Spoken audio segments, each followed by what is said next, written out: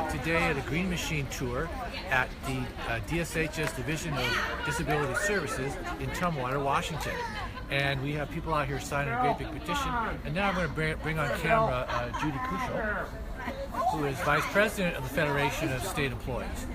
Judy, why is an event like today so important? Well, we're in our second special session. Our contracts aren't passed. Our work isn't funded.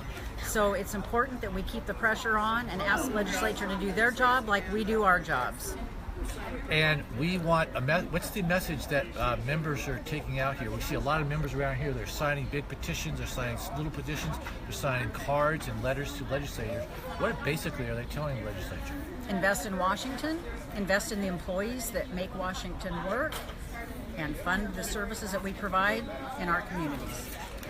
I often hear that what you're asking for is a final budget, a compromise budget, that preserves the safety net and funds public services. What does that mean? What does that mean to the general public? So if we shut down July 1st, we're talking about our state parks shutting down over July 4th weekend. We're talking about a lot of the public safety that we provide. We do a lot of social safety net.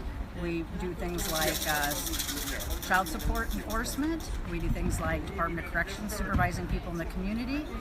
We have, like I said, park rangers, which would be shutting down.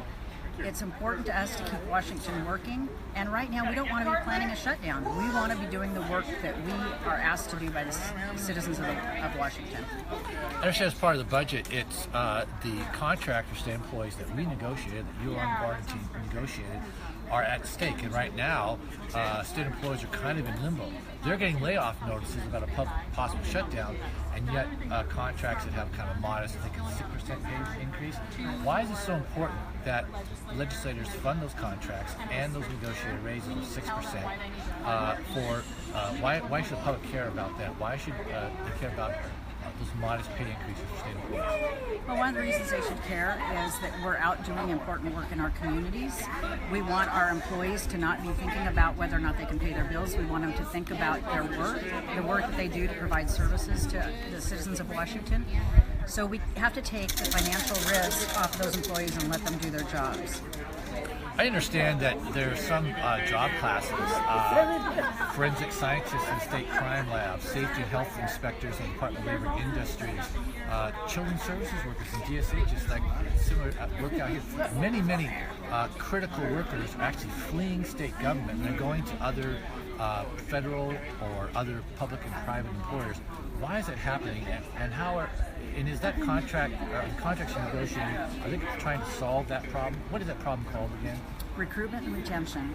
We're having a huge problem recruiting and retaining employees. In Vancouver, we have a huge problem because they go over to Oregon and get paid a lot more money for the same jobs. In a lot of the areas, they can go to counties, they can go to the federal government and get paid more. We've held down our raises for so long through the recession that our employees haven't been able to keep up. And so if you have to support your family, you have to make a tough choice. Do the job you love for the state of Washington, or go work for either another government agency or a private agency that pays more. We want good talent here because our citizens deserve good, talented employees. We don't want them to leave. So some of the recruitment and retention problems are being addressed. A lot of them are not. So in order to recruit and retain and keep the services provided, we need to fund our contracts. And I understand that there's more in the contract just beyond pay increases. I understand for the first time in 40 years, the amount of leave that you can accrue has gone up. What's that all about? So one of the things that we've been finding is that either employees that have been here a long time or new employees don't get the kind of vacation time they would get at other government agencies. And for this contract, we negotiated more vacation time, one, for the newer employees that we're competing with other agencies for jobs, and for people who've been here for a long time to reward them for their service. So it's important that we have a good work-life balance, and this is an important part of the contract. About how many more days would an average state employee get with that new leave accrual, that kind of landmark, first time in 40 years, leave accrual article? It varies between 1 and 3 days, depending upon how long you've worked for the state. Great. You talked about we want legislators to invest in Washington. What can state employees now doing out in the public, families, friends, neighbors, what can they do right now? Picking up their cell phone right now, can they do? They need to call their state senators, because right now it's on the Senate at this time. They need to call their state senators and ask them to invest in Washington, ask them to invest in state employees, and ask them to fund the services that we provide in the community. We don't want a government shutdown. We want to be doing our jobs. And it looks like you got the number all written out there. The number is 206-693-2926. So when folks call that, I believe they get patched through directly to their state senator if they're using a cell phone that we have a record of. If not, they get transferred to another message center that they can leave a message. So again, that number is 206-693-2926. And what Judy has said is we want a final compromise that doesn't throw state employees or public services under the bus, that really preserves the safety net, funds public services, and funds our negotiated contracts that are very, very modest pay increases. And we don't stop calling until the contract's passed. So keep the number handy and call every day until they do their job, because state workers are doing their jobs. It's time for the legislature to do theirs. Let's bring another member out here and see what they have to say. Steve, for a moment, can you come on camera here? Come on up. Thank you. This is Steve Siegel. He's one of our members, and he has been very vocal in speaking out for months and months in the legislature, taking his own time to talk about why contracts should be funded. Now, why don't you tell us what your job title is out here, what you do, and why you think it's important that we fund the contracts? I'm a disability adjudicator 3. I make Social Security disability decisions for adults, children, and also non-grant medical assistance claims for state Medicaid, but mostly for Social Security disability claims. It's important because we're federally funded. Most 95% of our budget is paid by the Social Security Administration, and we make decisions that bring cash to disabled people who are not working and unable to work for more than 12 consecutive months. Also disabled children. We bring medical insurance to poor people that are disabled and don't have insurance. So we actually benefit our budget in a significant way, over $1 billion a year, every year. And we also do continuing disability review, because people who are disabled get periodic reviews to see if there's been improvement and they're able to work. So we save money on the Social Security Trust Fund by taking people off of the rolls if they have improved. And when disabled children frequently show improvement by the time they're 18 or even sooner. So we try to be worthy stewards of the Social Security Trust Fund. We bring dollars and health insurance to Washingtonians. We benefit the state, and we are paid by the state of Washington. So it's critical that we are funded so that we can do our job and bring federal dollars and federal taxes that we pay into the Social Security Trust Fund to those who meet the requirements under federal law. Now, this is just one office out of hundreds and hundreds of work sites around the state. DSHS, Labor Industries, Department of Transportation, Department of Corrections. Why is it important, for the people you work with, why is it important that those modest 6% raises get funded by the legislature? We have gone without a raise since the 2009 contract until the last biennium, and we had a pay cut. So we are beginning to crawl out from the Great Recession. During that time period, our numbers have dwindled. It's been tough to recruit people, and as the economy improves, state workers who are trained and know how to do the job find work in the private sector that pays more. So we spend a lot of money training state employees for the private sector. That's bad for business, and it's bad government. And our legislators need to recognize that people that have the skills and ability and the training to do the highly specialized work that we do deserve to be retained, rather than training new folks. It takes 3 years to learn how to do this job. It takes 5 years to learn how to do it well. Now, the 6% raises that are up for action by the legislature, there are many people out there, certainly the public and many members who aren't members of the union, who might think that this is the legislature, they just, out of the goodness of their heart, are perhaps considering this. But where did those raises come from? The whole idea, and why is the legislature even debating that funding? Because who started the idea? How do we even get that for the legislature?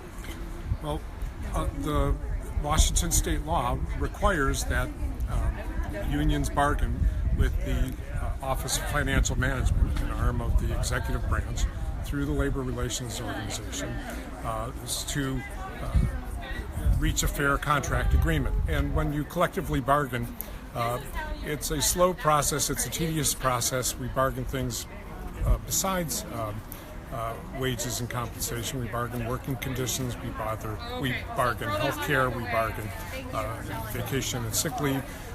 We try and reach an agreement that's fair to our members, and the Labor Relations Office tries to reach an agreement that is fair to the government and works for both sides. In my opinion, the hallmark of a good compromise is where both sides walk away feeling a little bit unhappy. We didn't get everything we wanted. We are still way behind from where we were prior to the Great Recession, and it will take some time to get caught up. In fact, too much time in my opinion. But we bargained collectively, we reached an agreement, we want to honor that agreement. It's been ratified by our members. The legislature gets to vote to fund it or not fund it. It's an up or down vote. We don't negotiate with the legislature. They grandstand, we work. But it's safe to say that without the union, without the Federation of Employees negotiating that 6% raises, the first in 40 years accrual rate increases for vacation leave, that would not even be before the legislature, that there is a cause and effect, that members like you who joined together, spoke up last summer, the reason that cause and effect is that's why the legislature is considering these measures, this 6% raise and other increases, that without the union, without our members speaking up, this would not even be considered by the legislature. Is that safe to say? Absolutely. It's safe to say that we would get nothing if it weren't for the union. It's only because we have a union that we're able to speak with one voice and present what's fair for the people to do the job and do the work that is needed by the state of Washington, that serves all the citizens of Washington and all the residents of Washington, whether they're of voting age, whether they're senior citizens or children. If the state of Washington is going to be a place where people want to work, you have to compete with the private sector. You have to offer a package that's going to be competitive with the private sector. So without the union, that wouldn't happen. Can you grab Judy? So this is a pretty well-attended event here today. Do you typically have worksite events like this in order to inform members of what's going on? We try and keep people posted, but sometimes it's difficult because lots of times people are just engrossed in their work. We read medical records and analyze them and make decisions. That's a laborious and slow process. Most of my coworkers have 3 monitors that they look at, and so they spend most of their days reading, thinking, and writing. So sometimes it's hard to get people to peel them away from their desk and out of their cubicle to fight for themselves. They're too busy helping other people, and oftentimes not busy helping themselves. And Judy is joining us again to tell us again, Steve, tell us, what can members do right now to get the message to the legislature that they need to fund a final budget that funds the safety net, funds public services, and funds our contracts? What can they do? Right now, you can call your state senator because the budget is hung up in the state Senate. Unfortunately, the Republican members of the Senate have chosen not to negotiate and not pass a budget that funds our contracts, and not passed a budget that adequately funds education. That's the business of the state. It's their job to fund the government and find out ways how to do it. That's not asking too much. It's merely asking them to do their job. And what is that phone number that Judy's holding? Can you read it out? Phone number is 206-693-2926. Again, 206-693-2926. 2926. Laura, do we have time to maybe take a little tour about what's going on here at Walk Absolutely. Maybe see if we can Absolutely. get another member or two to come on camera. So why don't you follow me? We'll show you what's going on here. So this And is Judy, let's leave that card with me. so Thank you so much. this is the green machine behind us. It is Hi, Elizabeth. it is a resource center on wheels. It's going around the state to bring the message about the contract and the value of the union to members around the state. So let's just walk down and see what our members are doing right now. And right now, what they're doing is many of them are writing personalized letters to their senators and representatives, again, to ask for a final budget that preserves the safety net, funds public services, and funds their negotiating pay rate.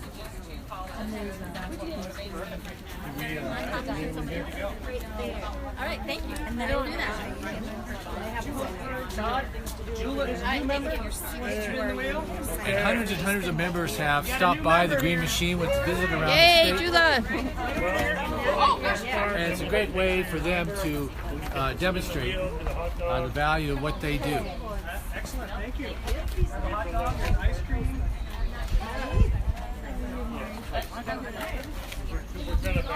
And we may be running out of time here, so we may have to sign off. So once again, at the Green Machine visit at the DSHS Division of Disability Services in Tumwater, Washington, one of many stops the Green Machine is making to get the message to the state senate to do their job, get the budget done, a final common sense budget that values working families, that funds our contracts, preserves the safety net, and really respects the work of people like this you're seeing out here today that do this work around the state. Again, the number to call is 206-693-2926. Very easy to do from your cell phone. And it's important. Call that number and invest in WAP. Again, call 206-693-2926. Here's one more look at that number. Well, thank you for tuning in today, and this will be on our Facebook page after the telecast ends. That's all from Tumwater. This is Tim Welch from the Federation Hotline News Service.